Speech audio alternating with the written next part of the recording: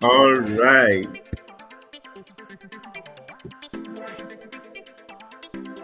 It's good to have everyone.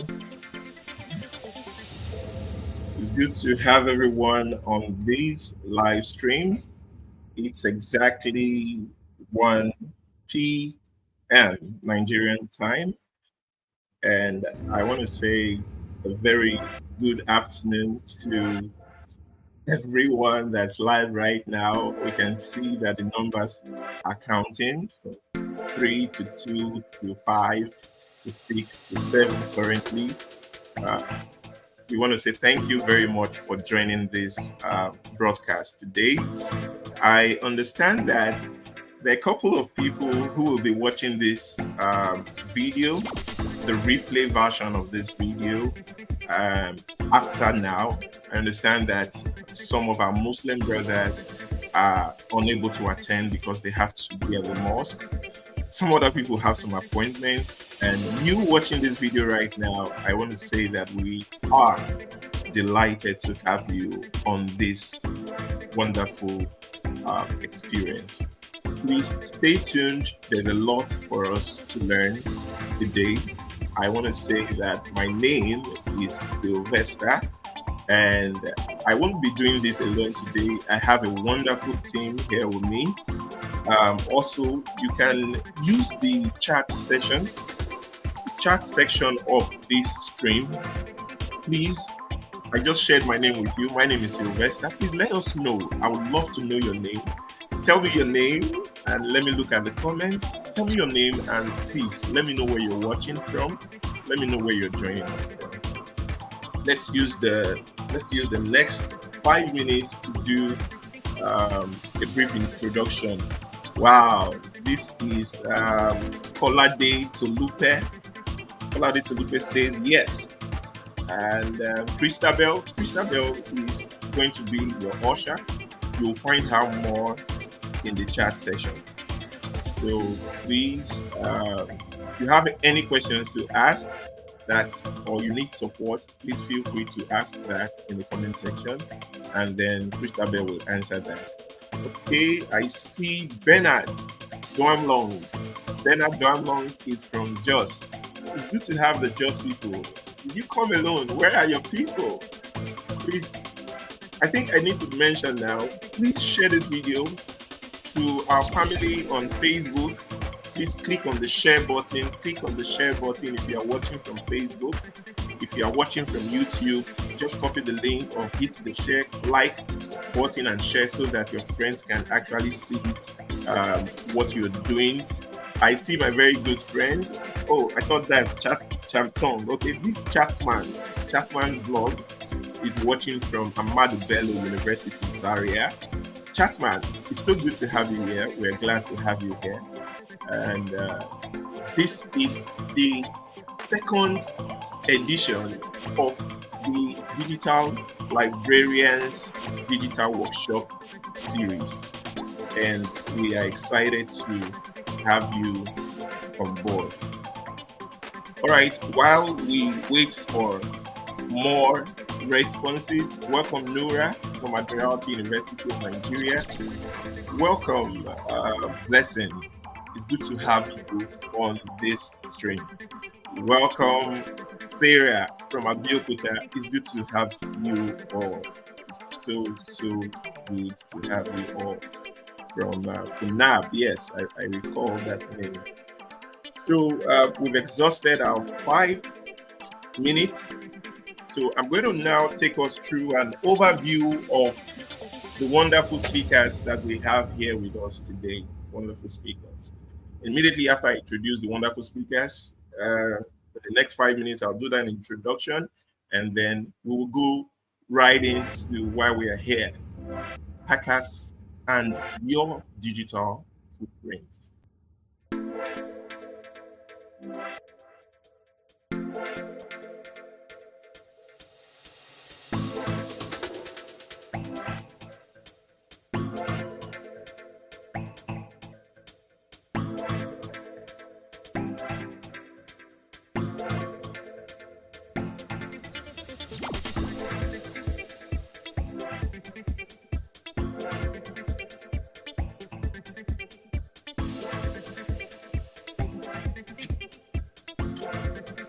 All right.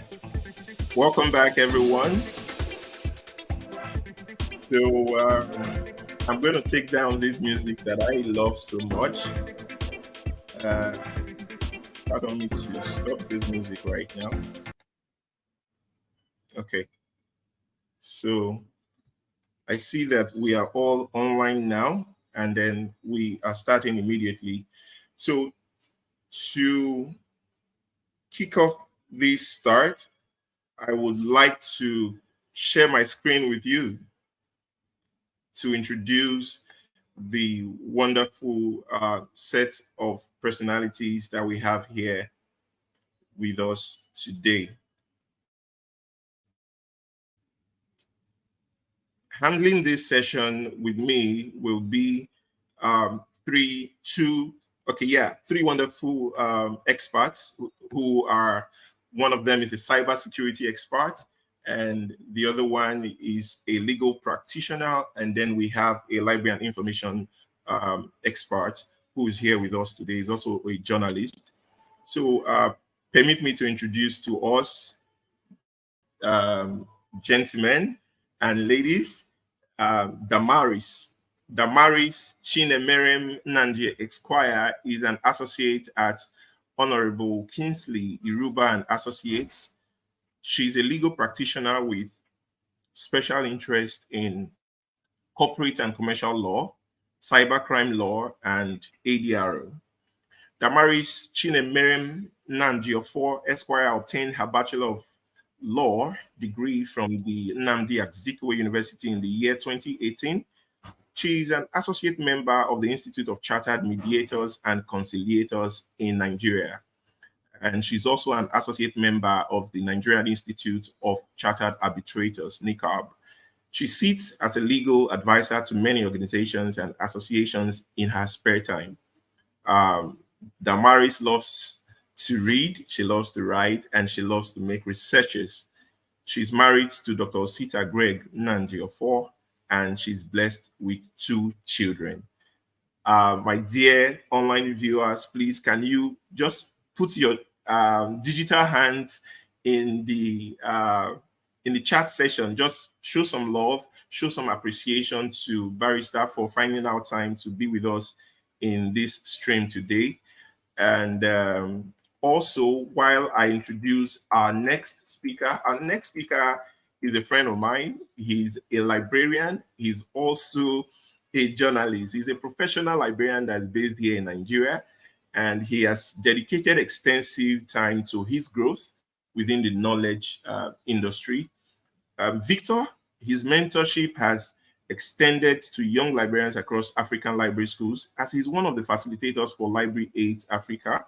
Victor's dedication to librarianship and information science has granted him opportunities at renowned venues such as the UNESCO, the American Embassy, the Nigerian Library Association conferences, etc. And when this great man shifts to data, the complexities that typically surround data and all sorts of related information are effortlessly simplified by him.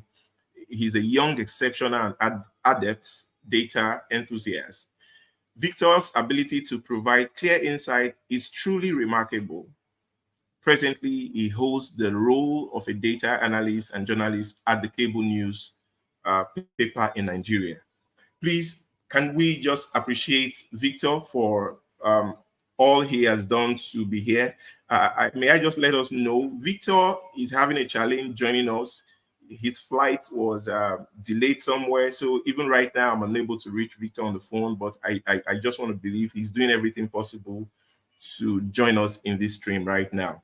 And we are looking forward to have Damaris on the stream also. But right here we have back end in the studio here, I have Mr. 𝐂𝐲𝐻𝐻𝐿𝐴𝐺𝐻 𝐈𝐧𝐼𝐧𝐿𝐴𝐺𝐻 Mr. 𝐂𝐲𝐻𝐻𝐿𝐴𝐺𝐻 is a seasoned cybersecurity specialist. He's also a dedicated lecturer with a passion for fostering secure digital environments. 𝐂𝐲𝐻𝐻's journey in the world of cybersecurity began with a profound interest in technology and its vulnerabilities.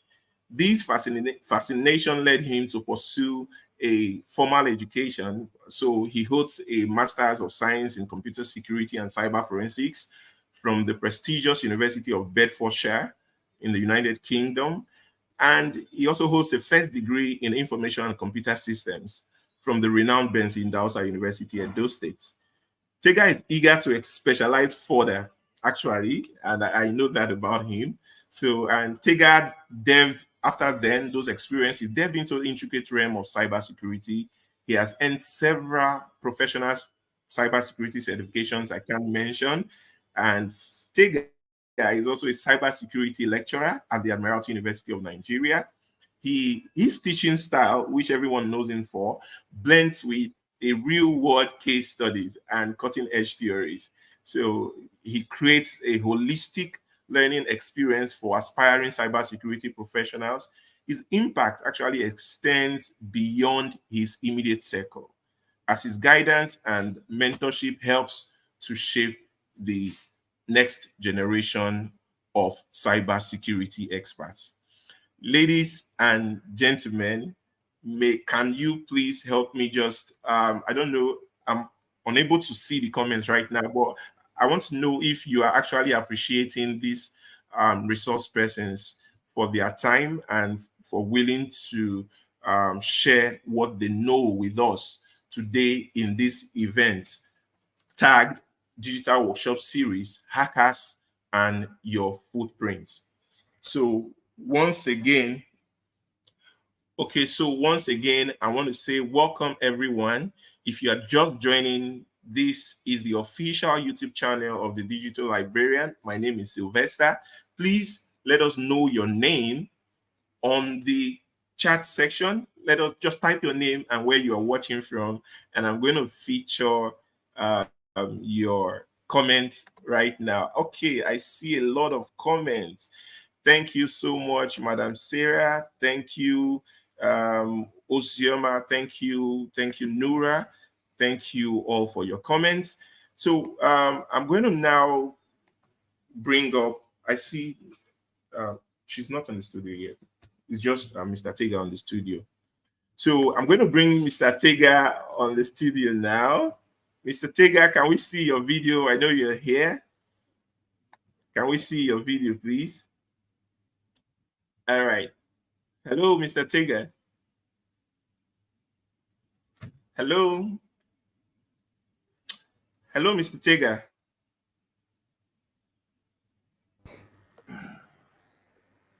Can you hear me, sir? Yeah, I can hear you. You look great. You look like a, I don't want to say, I hope it's safe for me to say you look like a hacker. Oh my goodness. You are highly welcome. You are highly welcome. It's good to have you here. Thank you. Yeah, thank you so much. We have read your profile. We want to save the time of the event, so we have to do all the profiling and so that we can just get right on here. So I've just been informed backstage that Barista Damaris will not be able to make it here. However, we have Barista Chinedu.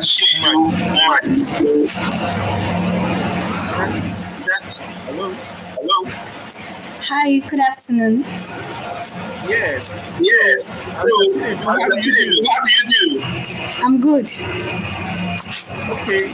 There's an echo from your I don't know if you connected two devices. Am I? No, I'm not actually. And let me try with my. There's an echo. Maybe something is appearing somewhere. That's the reason why. Okay. Hello. Can you hear me? We can hear you loud and clear. Just that there's an interference. I'm actually echoing. Hello. I can actually hear you. All right. Can you just leave and come back and see? Okay. People are hearing echoes. They're hearing echoes. So, Mr. Tega, how are you and how's your day been? Because we're about to start now. We can't hear you. The mic is mute. Yeah, my day has been good. Today has been great, right? Yeah. Okay, so thank you for joining. So while we're waiting for Barista Damaris representative, let me just give us an intro into why we are here today. So I'm just going to go to my next slide, and this just pretty summarizes why we are here. This summarizes why we are here. Okay, Barrister Damaris, can you hear me now? I can hear you now. Wow, beautiful. There's no more echo. Everything looks perfect now. Yeah, that's good. Good afternoon, everyone. Okay, please, can you just drop a comment so that I don't keep calling you Barrister Damaris? Can you just share with us why she's unable to be here? Who you are? Can you introduce yourself, please? Okay.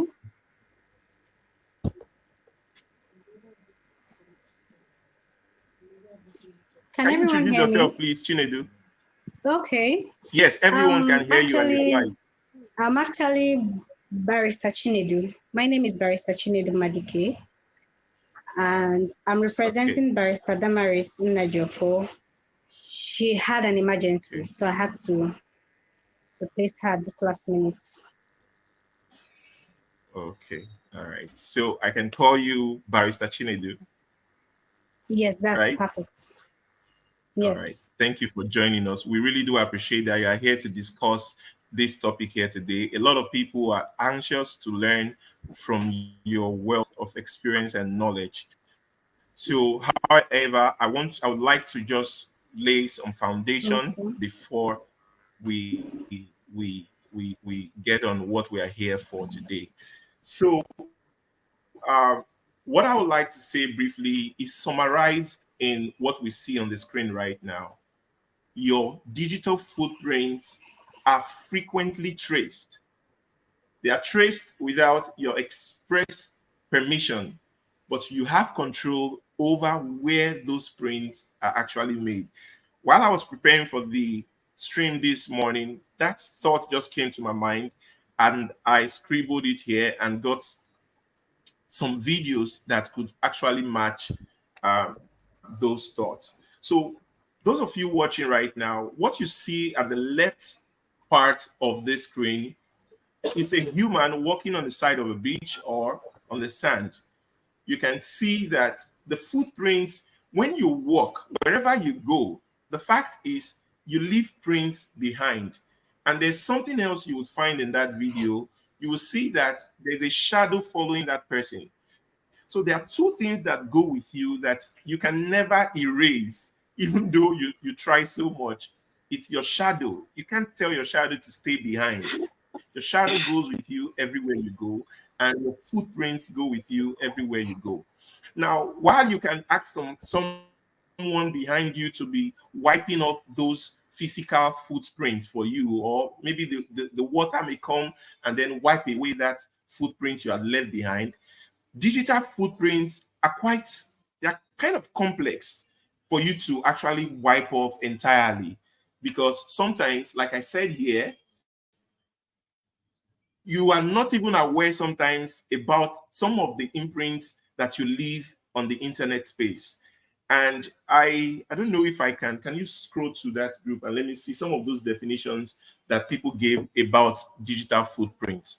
So I asked this question recently, and a lot of people in my group described digital footprints as the traceable impressions that you leave online from the website, the places that we visit. And one thing I would like us to know is that hackers and scammers, they are like the modern day digital detectives. Actually, see, they can trace these activities you do. For instance, you visit a particular website, and I don't know if we've heard about cookies. You visit a particular website like Jumia, for instance, to buy something, and you searched for keyboard. And then I don't know if you've noticed, after making that search, you go to your Facebook. let's say 2-3 hours later, and then you start realizing that you are seeing adverts of different types of keyboards just for a search you made on Google. This is because uh, the website owners, Jumia, they have collected information about your interest. And so because you visited and made that search, they have assumed that you have interest in keyboard. So without permission, which you have given somehow unconsciously to Facebook, Facebook starts allowing them to show you that particular advertisement. So, and that's why I say that hackers and scammers somewhat can be called the modern day digital detectives. They kind of follow you everywhere you go with just a few breadcrumbs here and there. They can impersonate you with the information that you leave on the internet. They can steal your personal data, and they can even commit what we call identity theft. So your seemingly harmless online activities. Some of us who say we make private chats, we do this on the internet. That seems that we are actually having a private conversation. Nobody sees what we are doing. Like sharing personal details on social media. There are people who even share their private photos with people. They can even, hackers can pierce all these things, and cyber criminals can actually use all this information to actually exploit you, and that puts you a whole lot at risk. So in this event today, I do not want to be saying so much because we have done a lot to bring in experts, and I see that we have one more person here. Okay, Chinedu, are you still with us? I'm still with you. I stopped hearing you at some points. I had to leave the meeting and log back in. Okay. Sorry about that. Yes. Sorry about that. Okay. So I was just rounding up my statement because I know you are all there to share a lot of information today. However, I would round up by saying that now more than ever, it is very important that every one of who use the internet, who use mobile technology, we have to be vigilant about our online behavior, about how we behave online. We have to safeguard what we call our digital footprint. I'm going to leave all those issues for you people to handle. And then while we are safeguarding our digital footprints, we understand that it involves a combination of a lot of awareness programs like this and proactive measures that people like us and our resource persons here needs to take.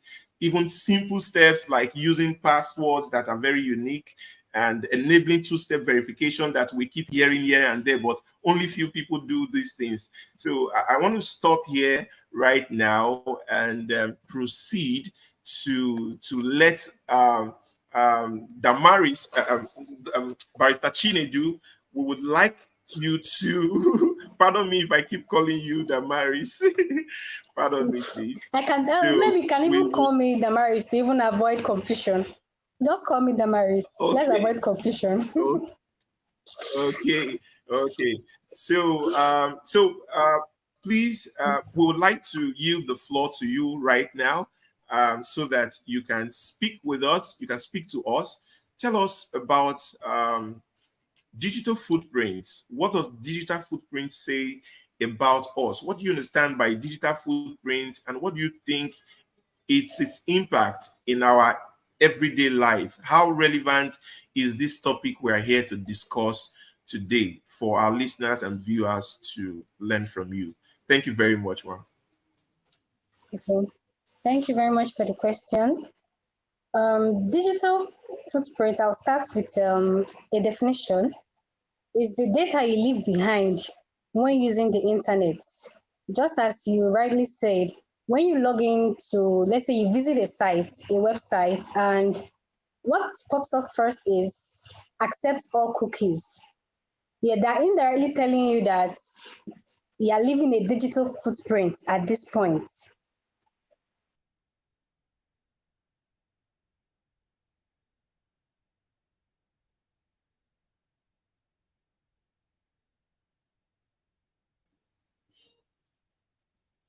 Hello, Barista. Are you still here? I'm still here. Yeah, please. We're with you. We're listening. We can hear you. Okay, you can hear me now. Yeah, we can hear you. We were not hearing you for a while.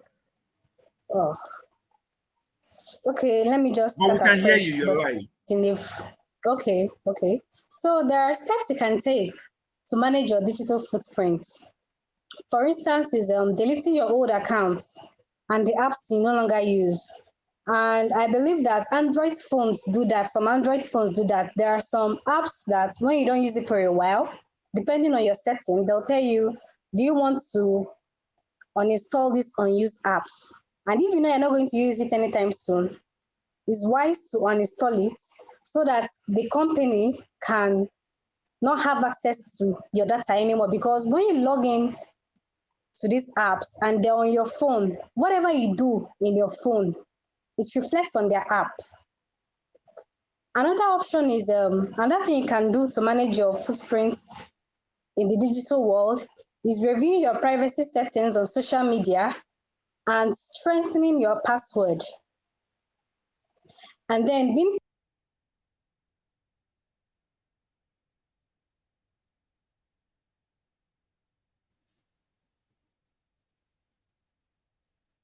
Hello. I'm here. Yeah. I don't know. Yeah. No, it's okay. Sorry, we're in Nigeria. Come on, we're streaming from Nigeria. We understand. Please go ahead. Okay. I'm talking about websites, minding the type of websites you visit. I believe there is a way the programmers You were do talking it to about identify. privacy settings. You were talking about the need for people to review their privacy settings. That's where you stopped. Yes, yes. Review your privacy settings on social media and set to a level you feel comfortable with, to the level you want to share to the world. It's very important. If you are willing to share everything, fine. If you are not willing, please don't do that. Especially the one that is up to date now is using the two-factor authentication. Yeah. It helps a lot in managing your digital footprints and avoiding unethical hackers. I'm using unethical because there are ethical hacking. That ethical hacking exists. Yes. So, and also being careful about what you post and then avoiding disclosing your personal information. Because the way they use it now is they come on, for instance, Twitter and tell you, my maiden name is this, or my mother's maiden name is this. Can you drop your own? And next thing you're seeing, you're getting debit alerts from your phone or something like that. They're slowly collecting all your data. All this information they ask you, you know that you're not willing to share. Don't share it to the world on social media, on any platform. These are the ways you can actually protect your digital footprint and manage it effectively. Thank you. Okay, thank you. Thank you so much. Thank you so much, Barista Chinedu, for enlightening us, for giving us some tips. I was quick to, despite the network challenge, I was able to grab some very useful points you shared there about the need for us to be careful about what we post, about the sites that we visit, which I believe the cybersecurity expert will explain more details about what sites we should visit, what kind of sites we should not visit. I believe he's going to, Sega will be doing a lot of demonstrations today. He's going to be showing us how do all these hackers, how do they actually hack people's account? That thing called hacking, how does it actually work? Sega is going to be demystifying all those things for us today. But you have done well to before that, explain to us what digital footprint is. It's an accumulation of all the things that you do on the internet. You post a comment. Let me explain something. You posting a comment in this chat section of this live stream right now is your digital footprint. It is recorded on the YouTube server that, for instance, this is let me put this here now. this is Victoria Dozier. It is recorded on the server somewhere that Victoria Dozier on so date at so time made a comment. My name is Victoria Dozier and I'm watching from Asaba. So this constitutes some information that you are giving publicly, and they all constitute the information that makes up your digital footprint. For instance, you have a Facebook account, you put your profile picture, you put everything about you. That describes who you truly are. And as we continue to go on, I'm going to reveal to you how recruiters actually leverage information that you put out there, which constitutes your digital footprint, to even help them make decisions whether to apply you for, whether to accept you for that job that you have actually applied for. So once again, I want us to quickly just appreciate Barrister Chinedu representing Damaris for a very well presented explanation about the topic today. So at the moment, we are still unable to reach out to Victor Ejechi. However, we are going to hear from the cybersecurity expert himself. There's not, I've read his profile already. So please, everyone, make welcome the cybersecurity expert, Mr. Tega. Over to you, please. The role of hackers. Now, Chinedu has given us an idea, a background of what digital footprint is, and saying that the information we put out there is actually very important. So I don't know, can you now speak to us about the other part, hackers? What do they do with this information? Why should we actually be more conscious about how we behave online and what we do with the information, how we relate, how we transact, how we communicate on the internet space? Over to you, please, Mr. Tega. Okay, thank you, Digital Librarian. I don't need to go anymore. Before I start, for the purpose of this broadcast, Mr. Tega is an ethical hacker, but not a black hacker. I'm an ethical hacker. Whatever I'll be showing here is just for educational purposes and for people to learn and see that this is actually real. Without wasting much time, digital footprint, like the barrister has already said, is just what you leave behind when you browse when you're on the internet. And there are two types of digital footprints. We have the active and passive. The active is what you purposely upload or you visit by yourself on the internet. Then while the passive is you are not there, but maybe somebody uploaded an information concerning something, maybe you, and then it's there. That's the passive. And without wasting much time, I'm not you've read my style of teaching is real life scenario with practical based to back it up. Now, we have how hackers gain access or steal your credentials. It's very simple. So today I'll be showing you how I'm not going to steal your credentials because I'm just showing you. So I'll be showing you how I'm going to have access to your credentials.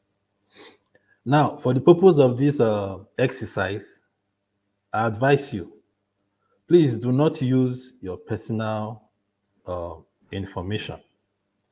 Just use, you can use any name to identify yourself so that at the end, I can show you the back end, the details I have gotten, and then you would see your name and said, wow, this is actually real.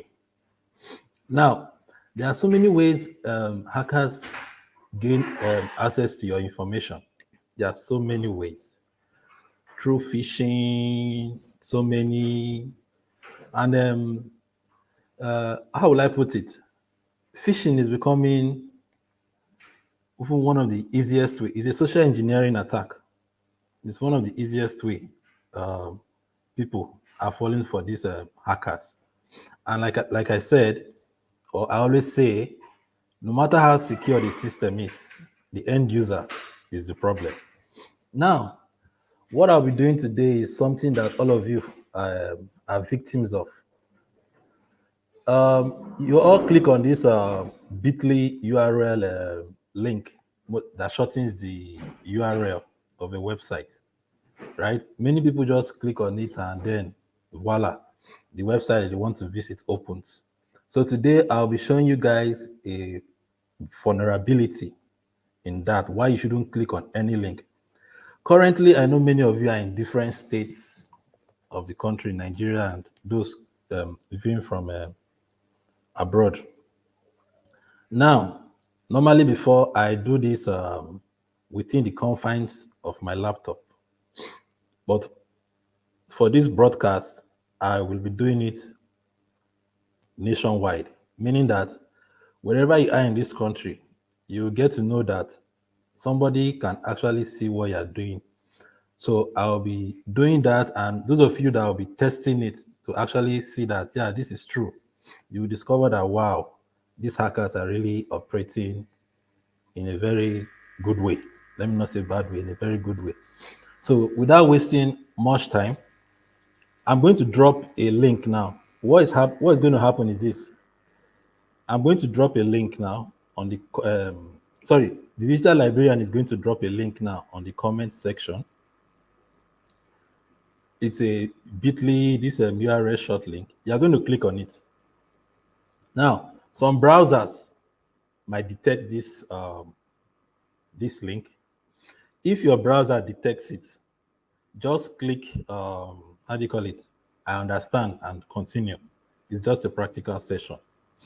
And then what is going to happen is that a fake website actually is a fake jam website, a jam portal, a fake one, right? So what is going to happen is it's going to show you the normal username and password to enter in a jam portal.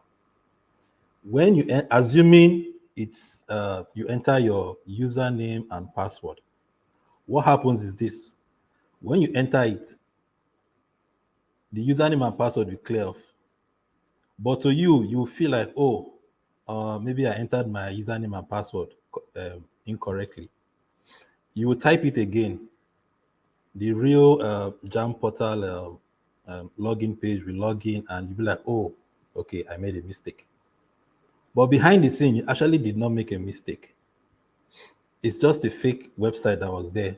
When you enter the first username and password, automatically I captured your username and password and then made the real jam portal to reload on your device again. So at your end, you'll be like, wow, okay, maybe network issue, or I entered the wrong username and password. This also happens with POS. You have to be very careful. Those of you that use POS, I'm not saying every POS person you see now is doing it, but it's out there. It happens in Nigeria a lot. They are fake POS. You go to a POS machine, there's someone that operates a POS, you slot in your card, then you put in your PIN, and then the person will tell you, oh, guy, it did not work. Enter your PIN again. That first attempt you have done, that POS machine has captured your PIN. But I'm not saying it's it's all POS people that do it. But I'm just trying to tell you that you should be careful. It's real. You should be careful. So I'm going to drop the message for Mr. Sylvester to upload on the comment section now. I've sent it to him already for him to upload. You guys are going to click on the link, and then I'm going to share my screen so that you would see that as you're entering your username and password, I'm actually capturing it. Wherever you are in Nigeria, you will discover that somebody is actually seeing everything you're doing. I'm not going to scare you. I'm not going to scare you because Mr. Tega is an ethical hacker, a renowned one.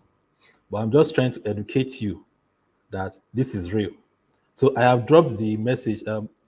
Mr. Sylvester, please can you drop it as a comment on the comment section for the viewers to click on it, please?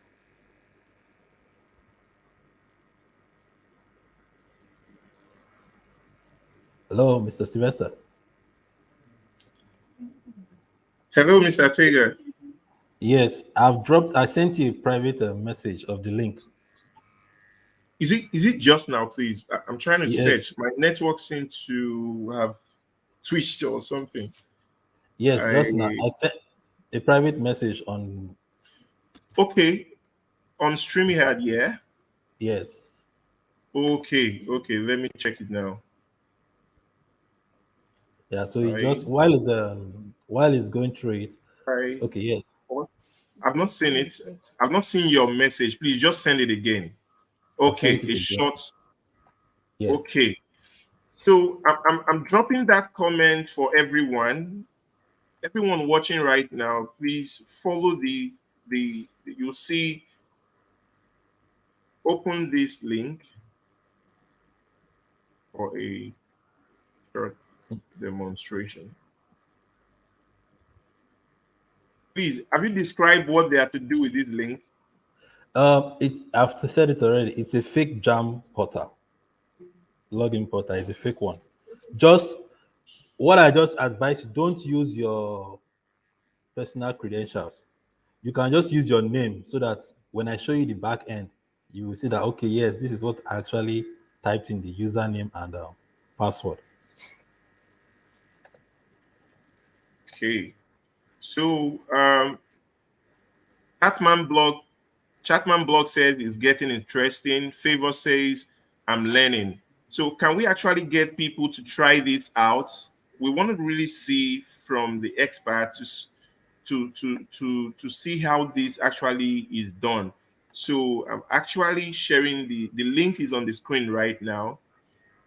Open this short link for a short demonstration. So could we say a fake jam website, right? Yes. Fake jam website. I can see somebody is lolo at gmail.com. The password I is think you should success. share your screen. Can we Okay. are you able to, I don't know, Okay, maybe you should share your screen, or should I share my own and test it and see? Let's let me see. share Anyone? let me share my Okay. screen. All right. Let me share my screen.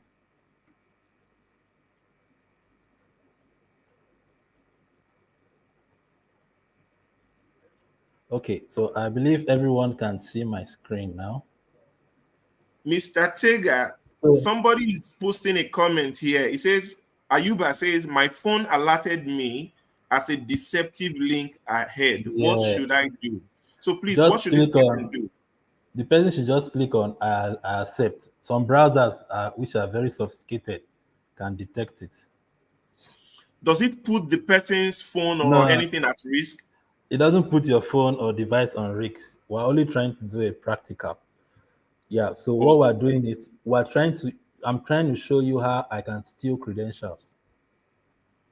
Legitimate credentials. So what you are trying to demonstrate now is how you can actually steal our information without us knowing, right? Yes. Which hackers usually do. Yes, it's credential harvesting. We're stealing. Okay, please continue and please show us, please. Okay. Thank you. So somebody has tried it already. Sarah says it's warning her, but the expert has just said that there's nothing to worry about. He created that link. He is an ethical hacker, and he has given a disclaimer in the beginning of this video, so you have nothing to worry about. Don't put your real information. Just put anything fake. He just wants to prove to you that he can see whatever you put in there. So, okay. So over to you, Mr. Tiger. Okay, so we can see this. This is somebody who just attempted it. Lolo at gmail.com. The password is success. If we scroll down again, you will see another person, whatever you say, sir. The password, I don't know it. So this person is in another state. I don't know which state this person is, but I have access to your login details. If you notice, when you after you logged in, the real jam portal loaded. The second one that showed on your screen is the real jam portal, right? The first one was the fake login. The second one that reloaded on your browser is the real jam portal. So this is just to show you that this that is called hacking is actually real, and this is what happens when it comes to hackers in Brazil, Russia hacking each other. Somebody in Russia can actually hack you in Nigeria, yeah. So it's just, how will I put it? It's just superb how it happens. So before you click on any link, before you any link you somebody sends to you, before you click on it, first of all, you copy the link and paste it on the URL of your browser first. Then two, before you enter, in fact, there you should have like five, six, seven different accounts. The email address and passwords you use for your Gmail should not be the same email address and password you use for another account. You should have different accounts for different username and password for different accounts. Because something like this now, if this Lolo at gmail.com, for example, it's actually somebody's email address that is genuine. What do you think I'll do? I'll go to Google. I will impute this. I will have access to that person's email address. I will skim through the inbox of that person and look for other websites that that person has registered with this email address.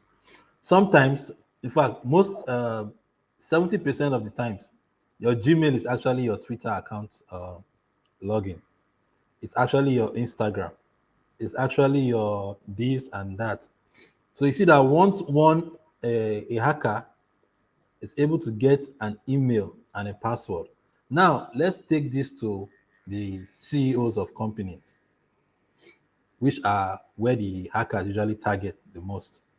If I have access to just this CEO's email address and password, you know that I can cause serious harm to that person. I can cause serious harm to that person. So, in other words, um, um, you don't click on any link, and before you enter your username and password, I advise always refresh the browser again, refresh it again to be sure. And to round this up, no matter how secured a system is, the end user is the problem. This is just a simple social engineering attack of credential harvesting. Other ones are people sending you mails that mass mailing you and all that. There are so many. But this is just a very simple one. You clone a fake website and then you're able to cause serious damage to people. So I think I will hand over back to Mr. Sylvester now. Thank you. My goodness, I'm still amazed over here, actually. But there's something you said just now that made me see me with my pen. I was about writing it down, but I don't know how I skipped it. You said no matter how secured a system is, the end user is something. I didn't get that. The end user is always the problem. The end user is always The problem. always Okay, the let me give problem. you. Please, Let can me you just. explain? Can you explain what that means? Okay, let me just give an instance with a real life example that happened in Iran. There was this malware called StuntNet. Yeah. Yes. Now, the people of Iran After this malware, in quotes, please, in quotes, I'm not calling any country's name. I'm just saying it's believed to be Israel and America that originated this malware. So, and what happened then was America was trying to get to the Iranian nuclear plant to find a way to shut it down. They couldn't. So, what did they do? They studied the people in that village where the nuclear plant was built, where the nuclear plant was built. And then they discovered that the people of that village, they like picking things from the ground. They love picking things from the ground. So what did they do? They knew that, okay, at all, they will put the malware into flash drives and drop it in so many places around the villages. The probability that somebody in the plant that works in the nuclear plant will pick up the flash drive and plug it into a computer in the plant. Actually, that's what happened. The Iranian nuclear plant was so secured, and then the end user, which is a staff that worked in that plant, fell for that simple trick.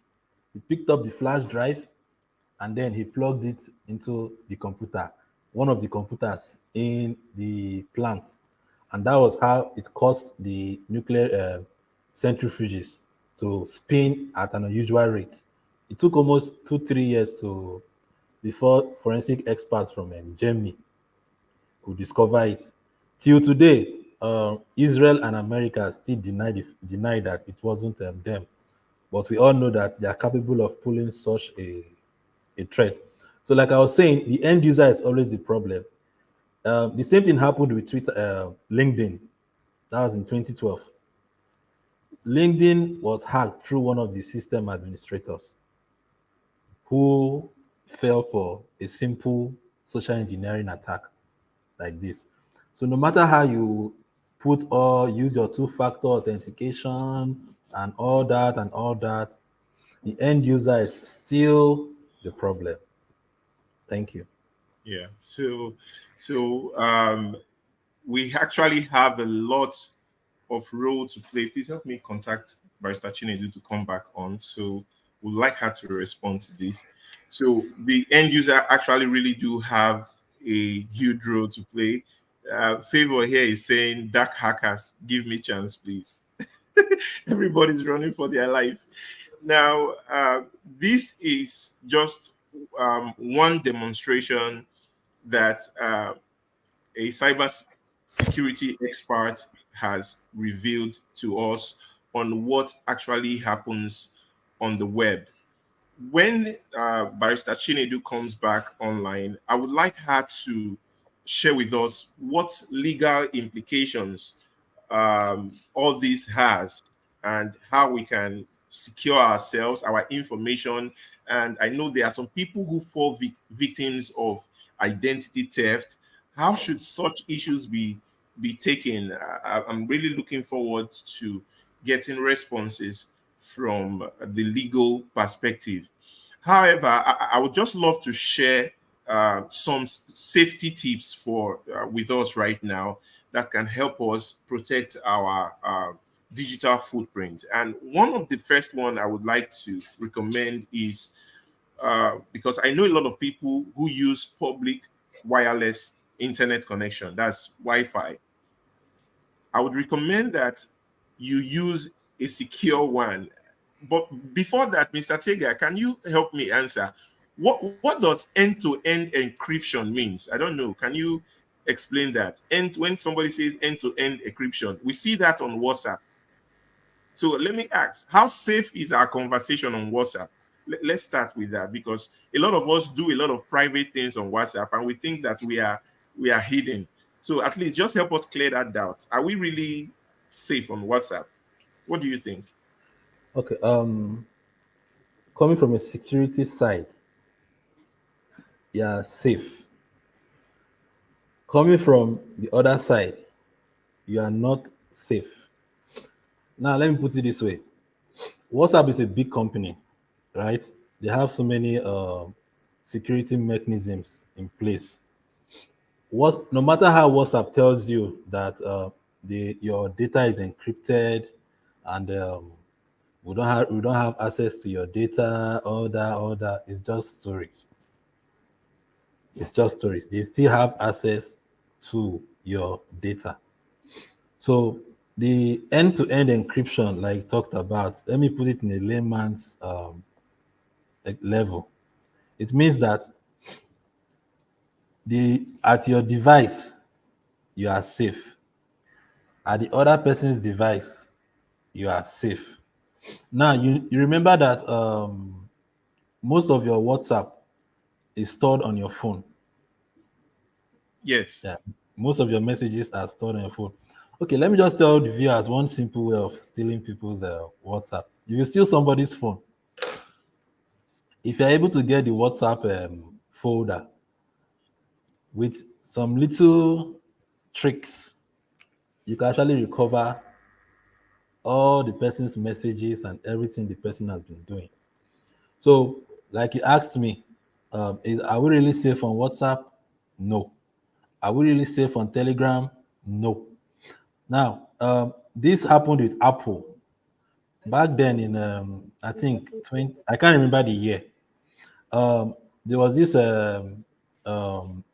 terrorist that was caught by the FBI, and then the FBI told Apple that, please, can you unlock this device for us? Apple said, no, we value our users' privacy, all that. They're not going to unlock the phone for FBI. Mm. And trust the FBI. There's nothing they don't have. It was an iPhone 5C. They just took the phone to NSA, which is the highest level of security in America. They just connected the phone to their supercomputers there, and then within 2 minutes, the iPhone 5C was unlocked. And the headline that was on CNN was this, which damaged Apple's integrity. This was the headline. Mm. Not iPhone 5C has been unlocked. Apple has been hacked. That was the headline. Not. Not iPhone 5C has been unlocked, but Apple It's has been Apple. hacked to damage the Wow. reputation of Apple. Of Apple. Yeah, Wow. so any organization that tells you your data is secure, 100% secured, we don't have access to your data, they are just lying. It's just marketing strategy. Thank you. So this okay, I don't know. Is Barrister here now? Because I really need her opinion on this, because I feel shaky every time you just keep sharing these tips with us. So what it means is everything we do online, the what I take from what you have said now is we should just be conscious of what we do online. We should not Yeah, feel like we have the whole internet to ourselves, right? yeah, That's one thing I'm drawing from you. So and at this point now, what I would suggest is we are exhausting the time we have already. Our event is scheduled to last for just 1 hour, 30 minutes, and we are almost there. So please, can we just quickly, if you have questions, you want me to put you on the stream, you want to show on the stream and let everyone also hear you ask your question, or you have a comment, please just indicate in the chat section, and we will bring you on the stream. If you have a question, you have a comment to make, you really want to drop something in the topic so far, because we are rounding up very soon, please, you can drop the comment and then I could read it out for the resource persons to answer, or you can opt to come up backstage with me, and then we will let you share your thoughts for every one of us to hear. So, Barrister Chinedu, welcome back. Hello, Chinedu, can you hear me? Thank you. Yes, thank you. I'm fighting my Nigerian demons here. So, so, so sorry, it's okay, but so very quickly, I would like you to respond to what Mr. Tega has demonstrated. He has actually practically shown us a lot of things, how hackers actually get our information. We've heard about phishing, we've heard about malicious wares, we've heard about all types of hacking. Now, he demonstrated one that is actually prominent, and it's really surprising how these things work. You can just see a website, for instance. That time you are trying to log into Facebook, and then you click on that link. You think it's Facebook, not knowing that it's a cloned Facebook account, and then you insert your username and your correct password. Tega actually demonstrated to us here that he can actually see those information, and then he takes over your account and changes your password. So what do you think? What legal implications do you think this has for the poor, the innocent citizens? From a legal perspective, how do you see all this, please? And for those who have been victims of identity theft, people impersonating them, using their websites being impersonated, CEOs of organizations being impersonated, what are the right steps to actually see how to remedy these things? Thank you. Okay, thank you very much. Thankfully, this year, 2023, our current president signed into law a Data Protection Act. But prior to that, we have a Cybercrime Prevention and Prohibition Act of 2015. Okay. The essence of this act is to help the innocent individuals in getting remedy when these issues arise. For instance, like this issue Mr. Tega enunciated now, the essence of these laws, they help us through establishments. When they establish these laws, there are some advisory councils that are in charge of protecting us.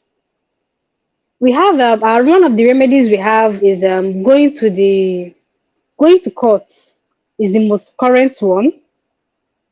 You can go to court for it. The federal government has jurisdiction. The federal high court, has jurisdiction to attend to these matters, and also the state high courts too. Then the Cybercrime Act, for instance, the significance in our country now is that it helps all the online transactions. All online transactions are monitored by for instance, by the EFCC. There is a certain amount of money that can enter your account, and the bank will raise a flag because of the agreement they signed with the CBN, with the EFCC in charge of cyber crimes too, and with other federal parastatals. So you know how this hacking works, and they can just take money from your account and it enters into someone else's account. They can raise a flag that this money is as a result of a cyber crime. So all these activities are monitored by the government through the agencies they created, they established. However, I must say that they're trying to find a holistic approach to cover all these things. But as we are providing new laws for this, new techniques are coming up. And because of administrative bureaucracy and bottleneck, it's difficult to meet up to the challenges that individuals are facing in the country. But the Data Protection Act on its own, it has a proactive way of attending to these things. Say you're a victim, you report to the nearest police station. I know we have our own, our own reservations about the Nigerian police. But then that doesn't mean that they're 100% ineffective. They're actually effective when they need to be. We can report to the police, we can report to the EFCC in charge of cyber crimes. Not just that they're only in charge of financial cyber crimes, also in charge of other types of cyber crimes, cyberbullying, cyber stalking, and this hacking that Mr. Tega talked about. So there are so Yeah. many laws, and we have one of the remedies we have is you can be compensated through damages when everything is looked at, all the evidence. You can be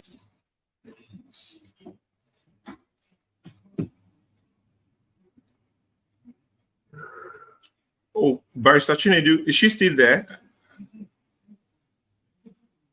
I was just taking notes, and while you were answering this question, we just noticed Mr. Bernard asking a question that you are already answering. You've talked about the Cyber Act. You've talked about the need for people to take these issues legally when they happen. Can you see Bernard's comment on the screen? Let me check the comments.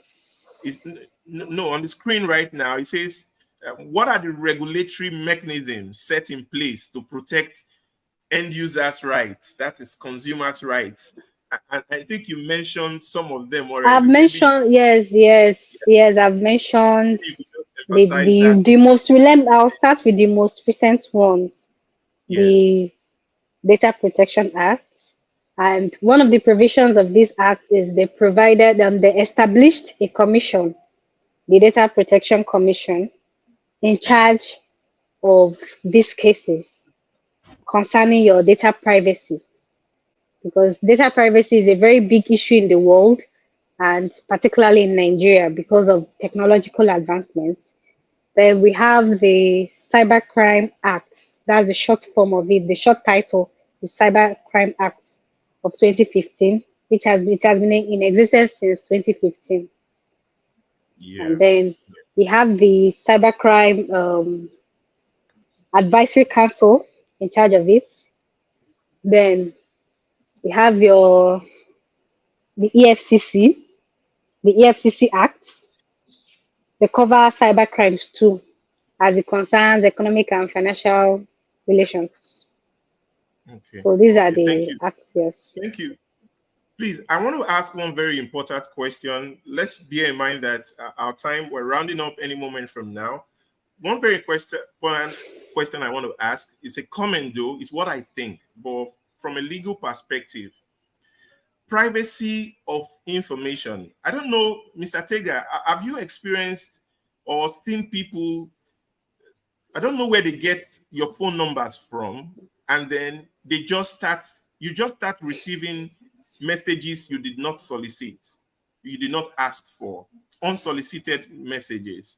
Now, I know there was some time long ago where they said you can go to MTN. Oh, pardon me, I don't mean to mention any brand. You can go to a particular network provider long time ago. Pardon me, I'm not particular about any network provider. A place where you can go to, and they will give you bulk numbers. You can pay for them, and then they will help you send a broadcast message to these numbers. Then there were other people who do this for business. We don't know where they get these phone numbers. I think Mr. Tega and Barrister, you try to answer this. What are the implications for things like this? Now, this is not just for phone numbers. Personally, for myself, I've had to do, because I work a lot with surveys, I actually carry out surveys for people too. Now, I've had some people reaching out to me to say, that survey you did, please, I like the survey. Can you give me the data in that survey? How many females actually were in that survey? Do you understand? So, and I'm like, I cannot share this information with you, right? So that's the right thing I think is best to do. But please, what do you think about private information like this? And what's the way forward?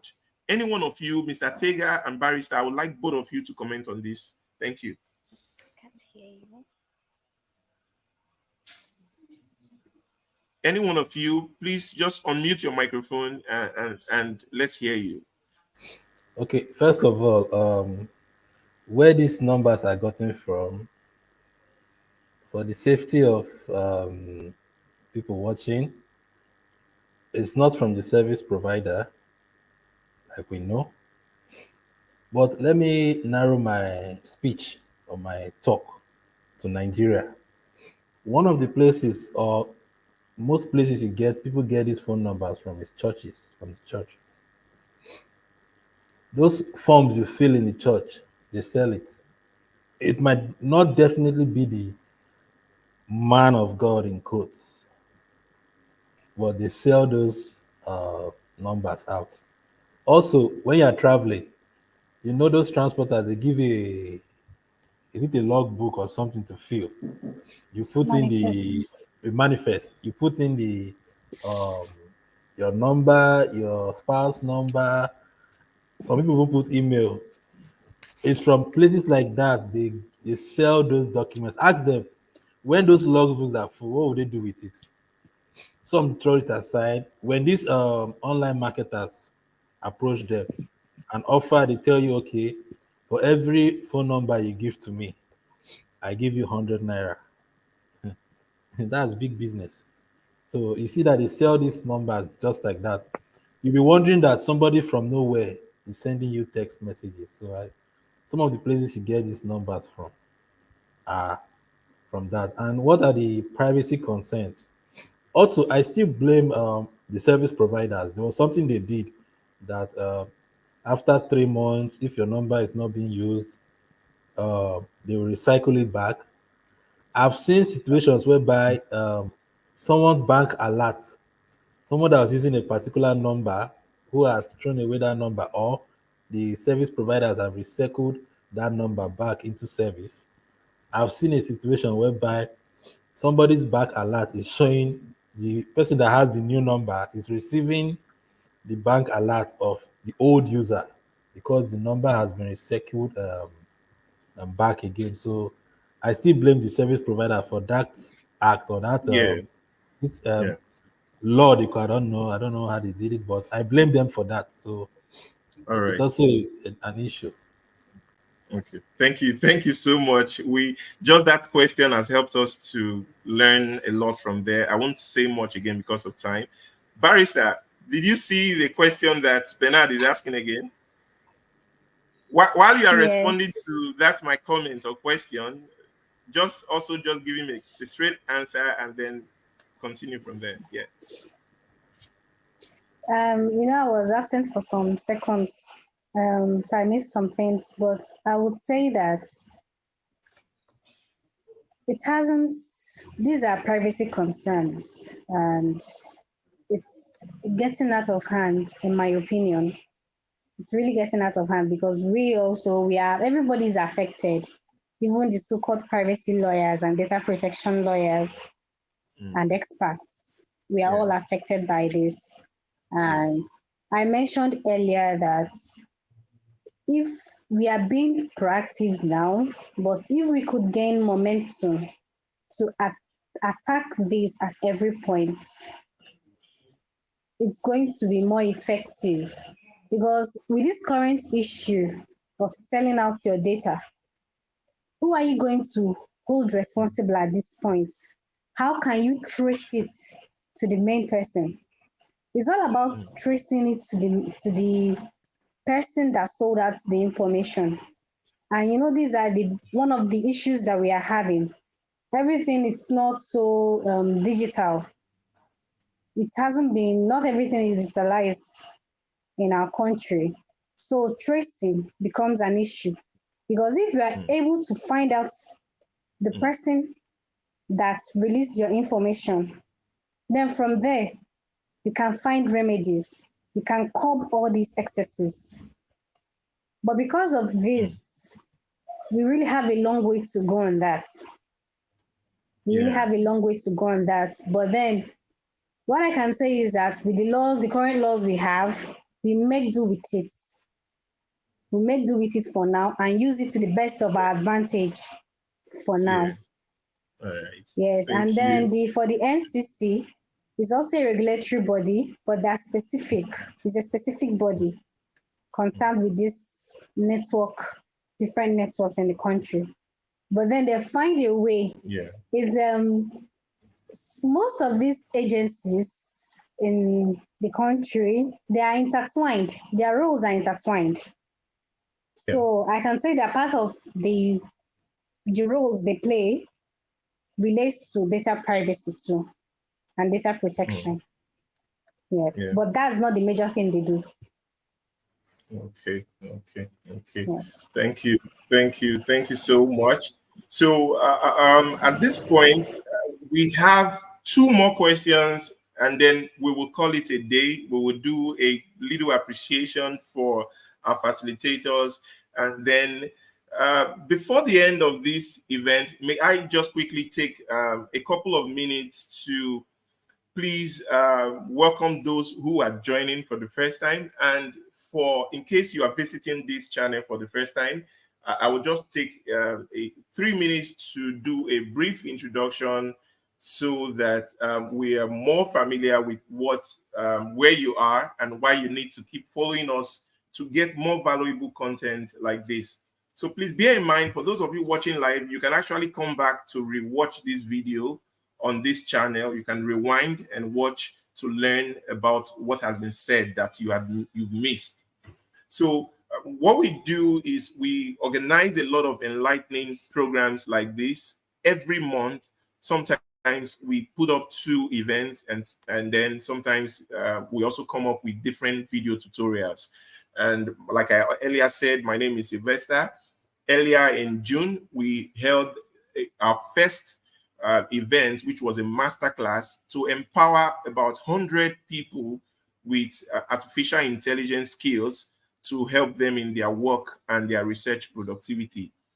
As outcome of that event, what we did was we were able to publish a book which is available on Amazon. The book is also available on seller.com. And we didn't stop there. This particular workshop is the second edition in the series of the workshops that we will be organizing. The first workshop, what we did was we organized a workshop on how to write and generate content. If you check somewhere in this channel, you will see that particular video. You want to learn how to use ChatGPT, how to use Bing to create AI art and any of all that content. You can find that somewhere on this channel. And we didn't stop there. We also recently, I think this was last month, we gathered people like this again, and we discussed about the future, the kind of minds and the kind of skills that we need to acquire for the future that is coming. And that conversation was a very, very enlightening one, just as this conversation we are having right now is. I know many people are unable to watch right now live, or immediately you are watching this video, whatever time you are watching, please let us know where you are watching from, and we'll be glad to know and meet with you in our WhatsApp community. And after that event, we are now having this particular event, which is the second edition of the workshop series. But guess what? If you go to our portal right now, there is now registration. Registration is now ongoing for the latest event. The latest event is actually ongoing now. The latest event, we are planning to organize another masterclass to empower people with skills. With skills, I think that's what we see on the screen now, mastering and monetizing AI tools. The first class we held was to expose people to AI tools and basic foundation about what artificial intelligence is. Now, this particular course and training, we are going to be teaching people how to jumpstart a career, how to make a living from it, how to develop the AI art and content creation skills, how to explore a variety of strategies and case studies that can help them make money from home and wherever they are. So the registration link is in the comment section, so you can just take a while to check that and see, and just register for this event, and we will communicate further information with you afterwards. And lastly, before we jump back into the event, I also, like I told you, we actually make sure we continue to make free content available on this channel. As you can see, these are thumbnails of some of the videos we have on our channel. And The way we actually are able to sustain these activities is by carrying out some paid services like what you see here. You see these events that we're doing right now that is hosted. We provide online event hosting and management services. So if you have need to host an event online and you want to save your stress of using any of these video conferencing tools or platforms, all you just need to do is contact us and then we can arrange that for you. So having said that, please endeavor to click on the subscribe button of this video while we get back to why we are here. All right, so back to why we are here. There's a question on the screen that says, which is basically going to be the last question as we round up. It's almost 1:30. What best practices would you recommend for participants, viewers, to minimize their digital footprints and their exposure to potential hackers?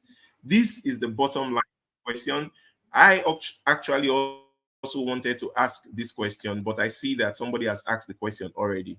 So please let us know, what best practices would you recommend for everyone viewing to minimize their digital footprints and their exposure to potential hackers? Let's get those tips as we all start to take our notes. So I'm going to start with Barista Damaris, please. Best practices, like kind of final words, because we're rounding up, like very strong tips. I think Mr. Tega is in the perfect position to tell us, because this is his area of expertise. Okay. And since he's into ethical hacking, he must have come across unethical hacking. So he'll give us the best ideas on this. Okay, so we'll come back to you for your final words while we'll end the stream. But Mr. Tega, this is the part many people have been waiting for. They want to know, they want to record it in their memory so that we know how to go about these things. What are the best practices? What are the things we should now be doing with everything you have shown us and explained to us to keep our information safe online, to ensure that we have a good digital footprint?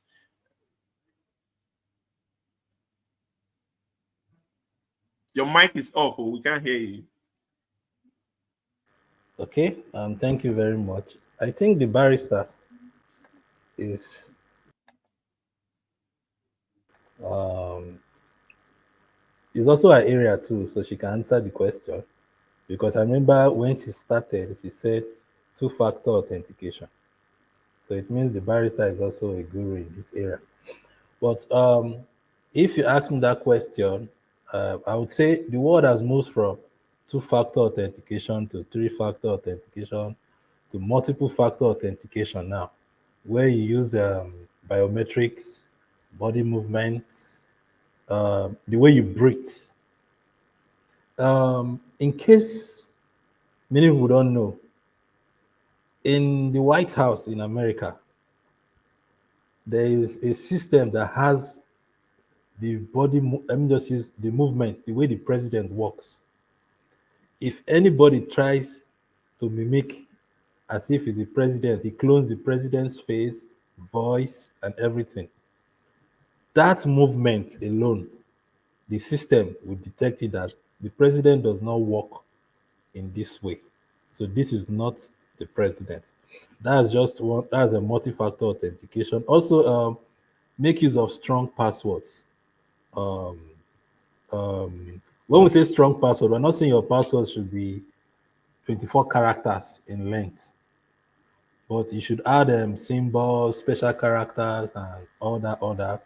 Then always update your softwares, your phone, your softwares you use. I know in Nigeria, people complain of data a lot, but then always try to update. Then be cautious of the kind of information you upload online. In terms of social media, I always tell the ladies this. In 10 years' time from now, you go back to your Facebook or your Instagram and all that, and you look at the picture you uploaded. How will you feel? And remember that your children are going to see those pictures too in 10 years' time from now, because they will be more smarter than you. They will Google your name out on search engines, and your pictures that you have been uploading when you were a youth, flexing and enjoying your life, will always be there. There's something called Internet Archive, which stores almost 90% of everything you do on the internet. Then limit your social media sharing, things you uh, stuffs you upload on social media, limit them. Use secure Wi-Fi or Wi-Fi rather. Then permissions and app. This is a problem we have in Nigeria today. It's a serious problem. In the sense, this some people complain that they are using they'll be using their phones, and then adverts will just start popping up on their phones. When you're on the Play Store, before you install an app, look close there at the top. They write it there. Add AD is written there. Any app you see that has AD means that they'll be displaying apps will just be adverts will be popping up on your systems, on your phone. Many people don't take heed to that. If you look at these apps like WhatsApp, Telegram, you don't see that ads there because they don't do those apps don't show advert.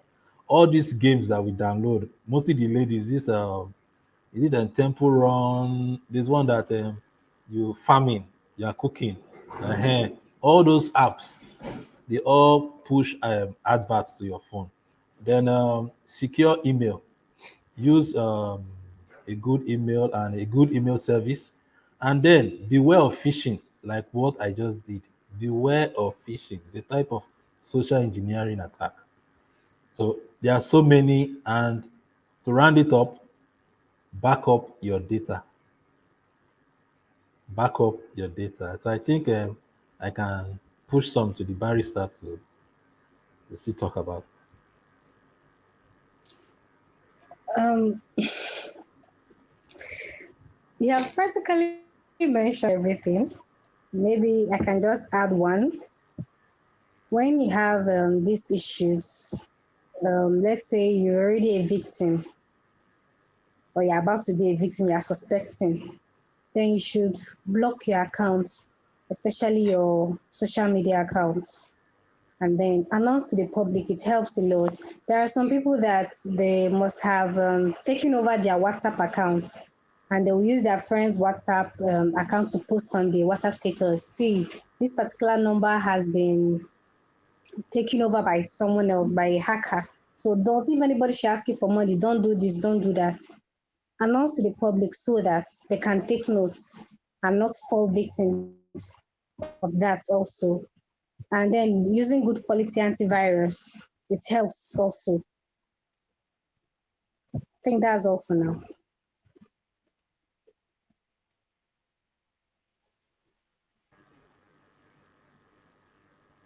Okay, Mr. Sylvester.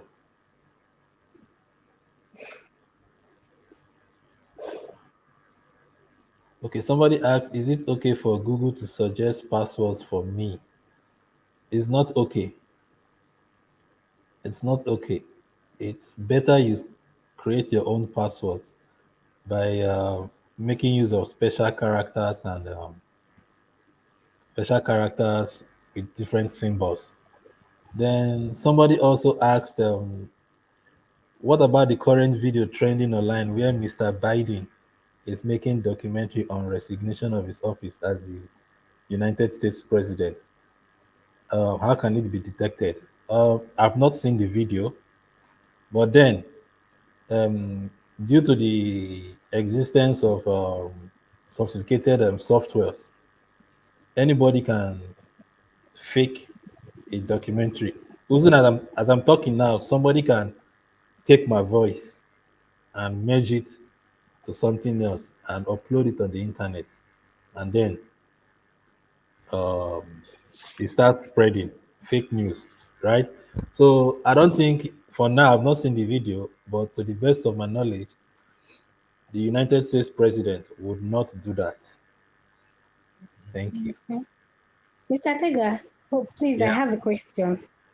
Okay. You advise us to always back up our data. Yeah. Now I'm asking, everyone is telling us, or the data agents are telling us, back up your data online in the clouds. Everything now is in the cloud. So this same clouds we're talking about, it's porous also. So how can we back up our data effectively and safely?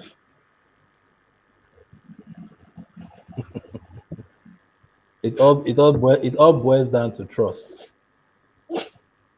For example, if you trust Amazon, because looking at it at the end of the day, it is not actually the cloud is actually porous, but not porous, in the sense that the hackers will not have access to the cloud data without my quotes. In fact, it is my daily bread. No matter how secured a system is, the end user is still the problem. When you back up your data to the cloud and then you come back and your data has been stolen, it doesn't mean the hacker went to the online company to steal the data. They only just made compromised a user's account through phishing or other methods of stealing credentials. It can even be your credential they will steal. Yeah, so it still boils down to the end user. But then, I tell people, even as you back up to the cloud, the aim of cloud is to just save storage space. That's where cloud service comes in. Storage space and ease accessibility. So even as you back up to the cloud, you should also have your own personal backup, maybe in your hard drives or somewhere. All right, Barrister. All right, thank you.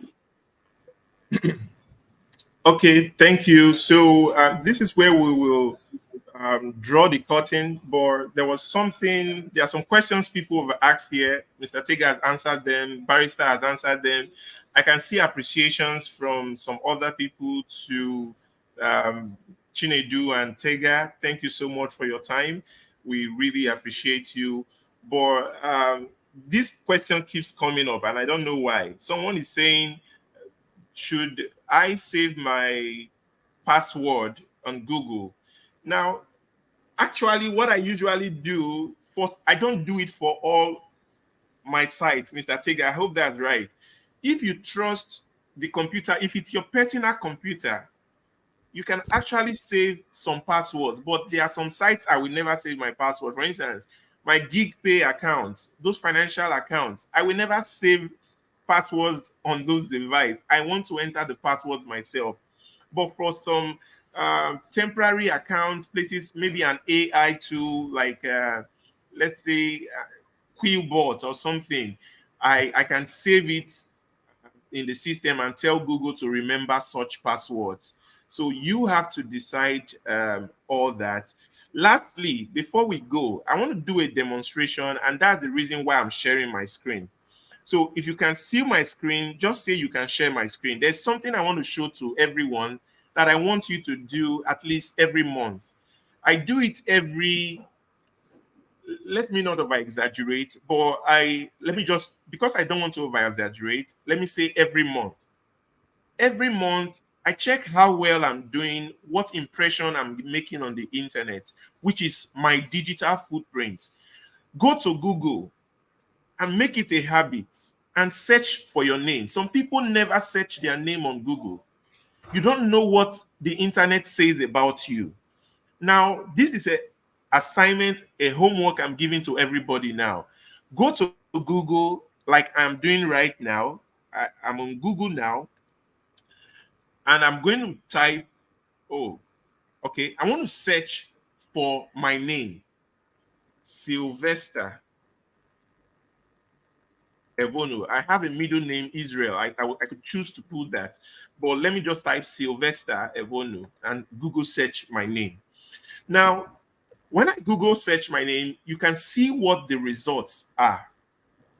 Now, I can bet you that some of you watching this video, I don't know what time you'll be watching this video, or if you're watching live, if you search your name using your exact name, you may not even find yourself on the internet space. You may not find yourself on Google.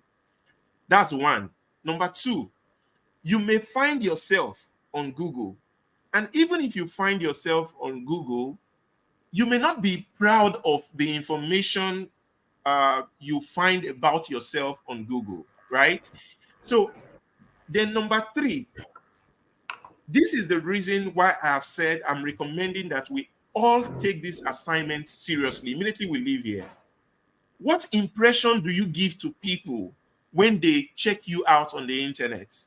Employers, real serious-minded people, sometimes do not even use your social media account to check information about you. Yes, they can check you on Facebook, they can check you out on Instagram or Twitter, but then it's much easier to go on Google to say, who is this Sylvester? Who is this Tega? Who is this Chinedu? And they just put down your name there, and then they see some things. So imagine if your digital footprint says that you have made a lot of comments on posts that had to do with a lot of, I don't know, criminal issues, criminal related posts, and then things that had to do with violence, violent speech. You had made some violent speech and all those things all over the internet. You were known for campaigning for things like that. Google search is most likely going to bring up such information for people to see. And then that gives a first impression of who you are. Now, why I'm using myself as an example is because I do this every time. And if you see, searching my name is the first on the list.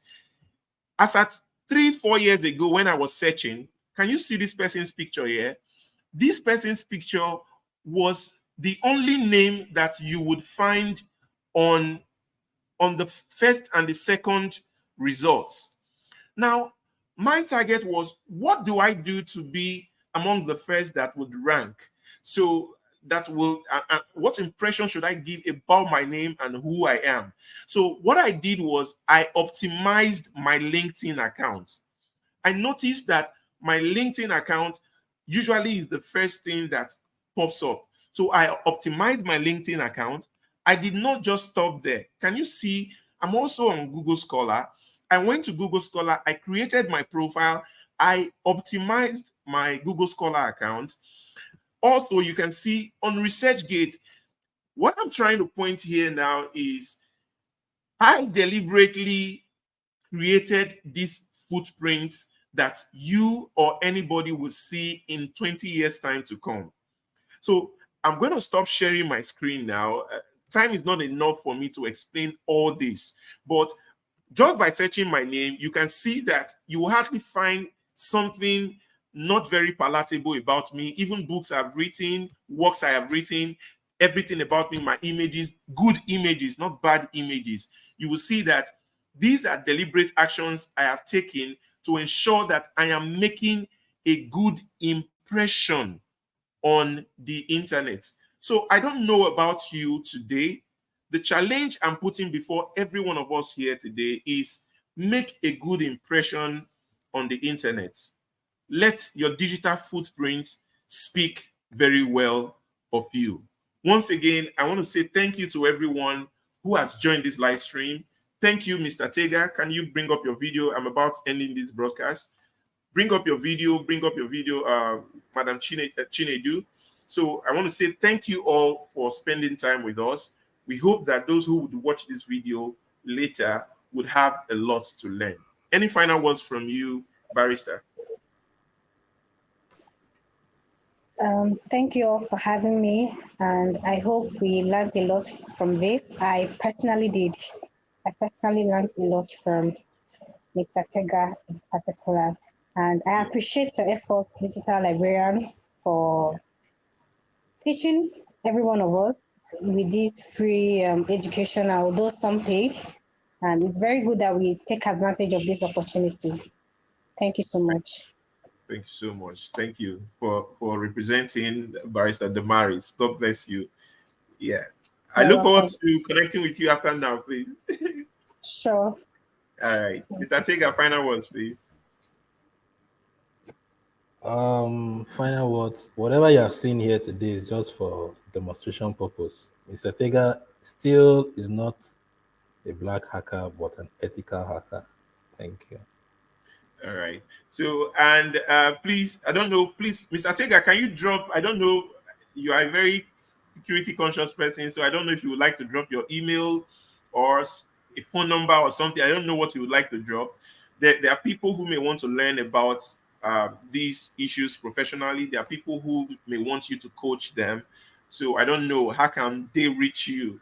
We would like you to provide any level of mentorship and counsel to any of those that will be watching this video. Please use the comment section to drop how we can reach out to you in case we want to learn more on these issues. Also, for those who are seeking legal counsel, legal advice, legal guidance, you can also reach out to Chinedu 𝐸𝐻𝐻𝐻. Please use the comment section, Chinedu. Please give us your social media handle if you can give us that. So I don't know, but anyhow you would like us to reach out to you, please let us know so that we can get in touch with you. So thank you, everyone, and do have a beautiful afternoon.